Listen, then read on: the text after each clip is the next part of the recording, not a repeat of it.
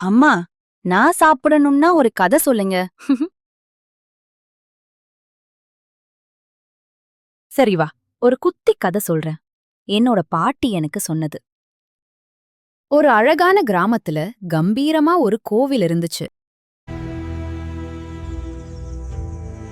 அந்த கோவிலை சுத்தி இருந்த இடம் ரொம்ப பசுமையா அழகா இருந்துச்சு.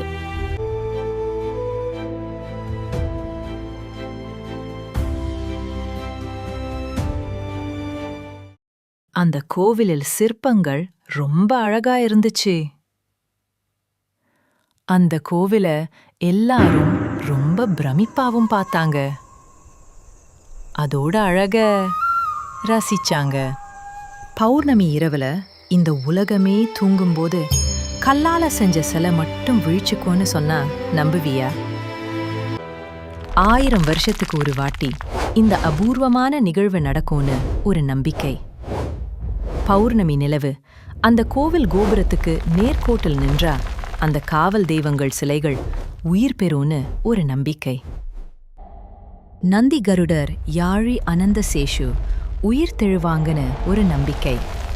அப்படி 1000 ஆண்டுக்கு ஒரு வாட்டி நடக்கும் அந்த அபூர்வ நிகழ்வு நடந்ததாக என் பாட்டி சொன்னாங்க. அதே நாள் அன்னைக்கு நம்ம பூமிக்கு ஒரு பேராபத்து வந்தது. பூமியை நோக்கி ஒரு பெரிய விண்கல் தீப்பிழம்ப கக்கிட்டு வந்துச்சு. அது மட்டும் நம்ம பூமியை தாக்குனா இந்த உலகமே அழிஞ்சு போயிருக்கும். இத உணர்ந்த நம்ம காவல் தெய்வங்கள் இந்த பூமியை காக்க தயாரானாங்க. இந்த பூமி தர்மத்தோட வீடு. அத அழிய விட மாட்டோம். கருடா வானில் பறந்தார். யாழி அவன் பின்னால் பாய்ந்தது. நந்தி சக்தியோட உயர்ந்தான். அனந்தசேஷன் பாதையை திறந்தார்.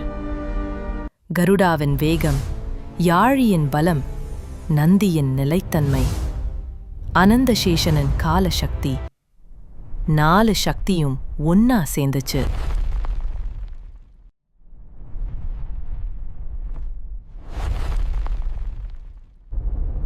நம்ம பூமியை தாக்க வந்த அந்த விண்கல்ல 4 காவல் தெய்வங்களும் ஒன்னா சேர்ந்து அழிச்சாங்க. அதை அழிச்ச பிறகு மீண்டும் கோவிலுக்கு திரும்பி சிற்பமா மாறினாங்க. 1000 வருஷம் தாண்டியும் நம்ம ஒரு கோவில் இன்னும் கம்பீரமா நிக்குது. சரி, சாப்பிட்டு முடிச்சாச்சு. சாயங்காலம் நாம் அந்த கோவிலுக்கு போவோம். புது வருஷம் எல்லாருக்கும் நல்லதா அமையணும்னு வேண்டிப்போம். அனைவருக்கும் புத்தாண்டு வாழ்த்துக்கள்.